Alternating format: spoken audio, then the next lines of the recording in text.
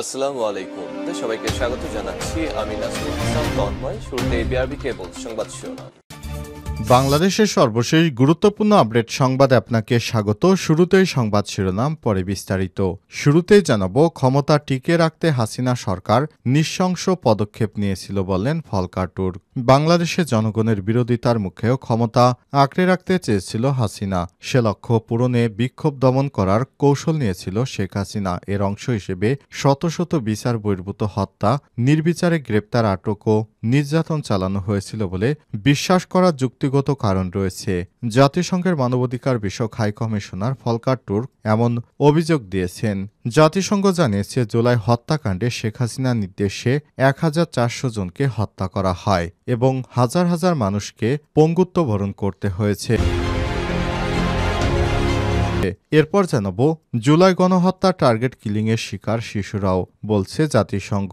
বাংলাদেশে গত জুলাই আগস্টে সংঘটিত মানবাধিকার লঙ্ঘনের তদন্ত প্রতিবেদন প্রকাশ করেছে জাতিসংঘের ফ্যাক্ট ফাইন্ডিং মিশন। এতে বলা হয়েছে, ১ থেকে ১৫ আগস্টের মধ্যে ১,৪০০ জনের বেশি মানুষকে হত্যা করা হয়েছে। এদিকে আইএমএ জাহেলিয়াত প্রতিষ্ঠা করে গেছে আওয়ামী লীগ সরকার, বললেন প্রধান উপদেষ্টা। আইএমএ জাহেলিয়াত প্রতিষ্ঠা করে গেছে আওয়ামী লীগ। যারা এমন অপরাধের সঙ্গে জড়িত তাদের সবার বিচার করতে হবে। আজ গণমাধ্যম এবং ভুক্তভোগীদের নিয়ে আয়নাঘর পরিদর্শন শেষে সব কথা বলেছেন প্রধান উপদেষ্টা ডক্টর মোহাম্মদ ইউনূস। জানাবো, জাবি সভাপতি সম্পাদক সহ ছাত্রলীগের ১৭৮ জন নেতাকর্মীদের নামে এজাহার দায়ের। জাহাঙ্গীরনগর বিশ্ববিদ্যালয় শাখা ছাত্রলীগের সভাপতি আক্তারুজ্জামান সোহেল ও সাধারণ সম্পাদক হাবিবুর রহমান লিটন সহ ১৭৮ জন ছাত্রলীগ নেতাকর্মী এবং অজ্ঞাতনামা আরও ৩০০ থেকে ৪০০ জনকে জুলাই মামলার ঘটনায় আসামি করে মামলার এজাহারের আবেদন করেছে বাংলাদেশ জাতীয়তাবাদী ছাত্রদল জাহাঙ্গীরনগর বিশ্ববিদ্যালয়। এদিকে এবার জামাত ইসলামকে মুনাফেক বললেন রিজভী। বিএনপি সিনিয়র যুগ্ম মহাসচিব অ্যাডভোকেট রুহুল কবির রিজভী আহমেদ বলেছেন, আমরা জামাতকে সমর্থন করিনি। বিএনপির উদারতার কারণে তারা বাংলাদেশে প্রথম রাজনীতি করার সুযোগ পায়, কিন্তু সবসময় দলটি মুনাফিকি করেছে। মুনাফিকি ছাড়া তারা আর কিছু করেনি। এবং সর্বশেষ জানাবো, তেল সরবরাহের ঘাটতি আগামী ৭ থেকে ১০ দিনের মধ্যে দূর হবে বললেন বাণিজ্য উপদেষ্টা।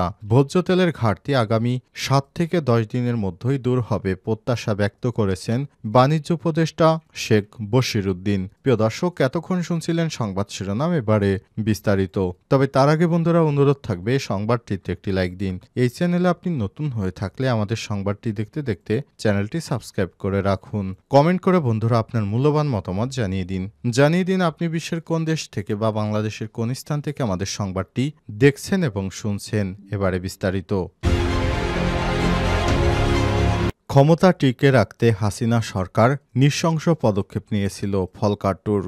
বাংলাদেশের জনগণের বিরোধিতার মুখেও ক্ষমতা আঁকড়ে রাখতে চেয়েছিল হাসিনা সরকার। সেই লক্ষ্য পূরণে বিক্ষোভ দমন করার কৌশল নিয়েছিল তারা। এরই অংশ হিসেবে শত শত বিচার বহির্ভূত হত্যা, নির্বিচারে গ্রেপ্তার, আটক ও নির্যাতন চালানো হয়েছে বলে বিশ্বাস করার যুক্তিসঙ্গত কারণ রয়েছে। জাতিসংঘের মানবাধিকার বিষয়ক হাই কমিশনার ভলকার টুর্ক এমন অভিমত ব্যক্ত করেছেন। বুধবার ১২ ফেব্রুয়ারি জাতিসংঘের মানবাধিকার কার্যালয়ে প্রকাশিত এক প্রতিবেদনে তুর্কের এমন বক্তব্য তুলে ধরা হয়েছে। এতে বলা হয়েছে, গত বছর ছাত্রের নেতৃত্বাধীন বিক্ষোভের সময় আওয়ামী লীগের সহিংস কর্মকাণ্ডের পাশাপাশি বাংলাদেশের সাবেক সরকার এবং নিরাপত্তা ও গোয়েন্দা সংস্থাগুলো পদ্ধতিগতভাবে গুরুতর মানবাধিকার লঙ্ঘনের ঘটনায় জড়িত ছিল। ক্ষমতায় থাকার জন্য সাবেক সরকার ক্রমাগত সহিংস পথ ব্যবহার করে পদ্ধতিগতভাবে বিক্ষোভ দমনের চেষ্টা করেছিল।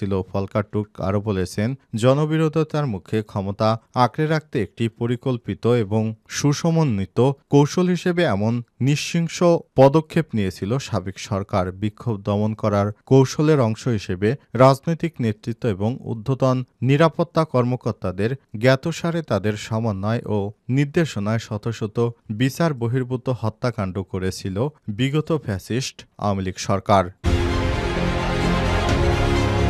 জুলাই গণহত্যার টার্গেট কিলিংয়ের শিকার শিশুরাও, বলছে জাতিসংঘ। বাংলাদেশে গত জুলাই আগস্টে সংগঠিত মানবাধিকার লঙ্ঘনের তদন্ত প্রতিবেদন প্রকাশ করেছে জাতিসংঘের ফ্যাক্ট ফাইন্ডিং মিশন। এতে বলা হয়েছে 1 জুলাই থেকে 15 আগস্টের মধ্যে 1400 জনেরও বেশি মানুষকে হত্যা করেছে শেখ হাসিনা। এছাড়াও ওই সময় হাজার হাজার মানুষ আহত হয়েছে। এদের অধিকাংশই বাংলাদেশের নিরাপত্তা বাহিনীর দ্বারা গুলিবিদ্ধ হয়েছে। নিহতদের মধ্যে 12 থেকে 13% শিশু। আর বাংলাদেশ পুলিশ জানিয়েছে যে তাদের 40 জন কর্মকর্তা নিহত হয়েছেন। এছাড়াও ওই সময়ে মানবতাবিরোধী অপরাধের প্রমাণও মিলেছে প্রতিবেদনে।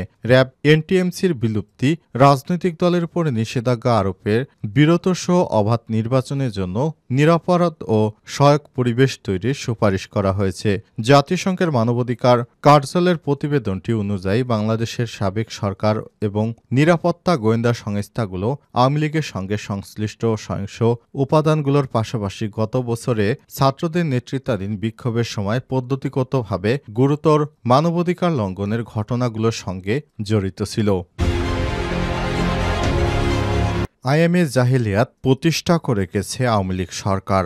আয়নাঘর পরিদর্শন শেষে বললেন প্রধান উপদেষ্টা, আইএমএ জাহিলিয়াত প্রতিষ্ঠা করে গেছে বিগত স্বৈরাচারী সরকার। যারা এমন অপরাধের সঙ্গে জড়িত তাদের সবার বিচার করা হবে। বুধবার 12 ফেব্রুয়ারি গণমাধ্যম ও ভুক্তভোগীদের নিয়ে আয়নাঘর পরিদর্শন শেষে সব কথা বলেছেন প্রধান উপদেষ্টা ড. মোহাম্মদ ইউনূস। এর আগে সকালে মন্ত্রিপরিষদে সিদ্ধান্ত আয়নাঘর নামে খ্যাত ঢাকার 3টি স্থান পরিদর্শন করেছেন প্রধান উপদেষ্টা, যেগুলো পূর্ব নির্যাতন কক্ষ এবং গোপন কারাগার হিসেবে ব্যবহৃত হতো। এর আগে গত 19 জানুয়ারি আয়নাঘর পরিদর্শন করতে যা ইচ্ছে প্রকাশ করেছিলেন মোহাম্মদ ইউনূস। সেদিন গুম সংক্রান্ত তদন্ত কমিশনের সঙ্গে বৈঠকে প্রধান উপদেষ্টাকে গুমের ঘটনায় তদন্তের অগ্রগতি তুলে ধরে কমিশনের সদস্যরা। অভিযোগ আছে বিগত শেখ হাসিনা সরকারের আমলে গুমের শিকার ব্যক্তিদের আয়নাঘরে রাখা হতো, করা হতো নির্যাতন। 5 আগস্ট হাসিনা সরকারের পতনের পর গঠন করা হয় গুম কমিশন। তাদের প্রতিবেদনে আয়নাঘরের অস্তিত্বের কথা জানানো হয়েছে। এরপর আজ ড. মোহাম্মদ ইউনূসের নেতৃত্বে উপদেষ্টাদের সঙ্গে নিয়ে সেনাবাহিনীর সদস্য ও আইনশৃঙ্খলা রক্ষাকারী বাহিনীর সদস্যদেরকে সঙ্গে নিয়ে তারা আয়নাঘর দেখতে যান। সেখানে উত্তরা, র্যাব 200 ঢাকার বিভিন্ন স্থানে কয়েকটি আয়নাঘর পরিদর্শন করেছেন এবং সেগুলো দেখিয়েছেন ভিডিওতে। সেখানে দেখা গিয়েছে ছোট ছোট রুমে মানুষদেরকে বন্দি করে রাখা হতো। এর সত্যতা পেয়েছে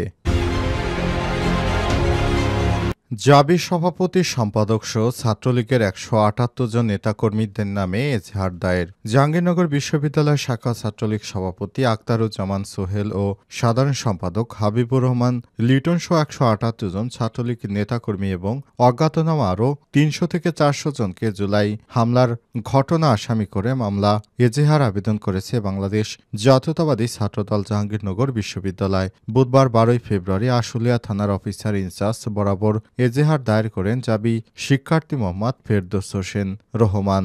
এতে নাটক ও নাটক তত্ত্ব 42 ব্যাচের শিক্ষার্থী রতন বিশ্বাস, জাবি ছাত্রলীগ সহ সভাপতি এনামুল হক এনাম, সরকার ও রাজনীতির 41 ব্যাচের শিক্ষার্থী অভিষেক মণ্ডল, জাবি সাবেক সহ সভাপতি মিজান, জাবি ছাত্রলীগ সহ সভাপতি জোবায়ের রহমান, জাবি ছাত্রলীগের যুগ্ম সাধারণ সম্পাদক দেলোয়ার হোসেন আরমান খান, যুবক প্রত্নতন্ত্র 41 ব্যাচের শিক্ষার্থী তারেক, জাবি ছাত্রলীগের যুগ্ম সাধারণ সম্পাদক বিপ্লব হোসেন, জাবি যুগ্ম সাধারণ সম্পাদক আর রাফি চৌধুরী সহ এরকম অনেকের বিরুদ্ধে এই অ্যাকশন নেয়ার আহ্বান জানানো হয়েছে। এ বিষয়ে জাবি ছাত্রদলের আহ্বায়ক জহিরুদ্দিন মোহাম্মদ বাবর বলেছেন, 5 আগস্টে ছাত্র জনতার অভ্যুত্থান পরবর্তী সময় জাহাঙ্গীরনগর বিশ্ববিদ্যালয়ের সাধারণ শিক্ষার্থীর সবচেয়ে বড় দাবিটি ছিল গত 14 থেকে 17 জুলাই জাহাঙ্গীরনগর বিশ্ববিদ্যালয়ের সাধারণ শিক্ষার্থীদের উপর পৈশাচিক এবং বর্বরতা যে হামলা হয়েছিল, সেই হামলায় অংশগ্রহণকারী সন্ত্রাসী সংগঠন ছাত্রলীগের নেতাকর্মীদের বিচার নিশ্চিত করা। জাহাঙ্গীরনগর বিশ্ববিদ্যালয় ছাত্রদলের সাধারণ শিক্ষার্থীদের স্পিরিটকে ধারণ করে সেসব সশস্ত্র হামলাকারীদের বিচার নিশ্চিত করার লক্ষ্যে আশুলিয়া থানায় মামলা দায়ের করেছে আইন শৃঙ্খলা রক্ষাকারী বাহিনীর প্রতি আমাদের প্রত্যাশা তারা দ্রুত সময়ের মধ্যে আসামিদের গ্রেপ্তার করে বিচার নিশ্চিত করেন।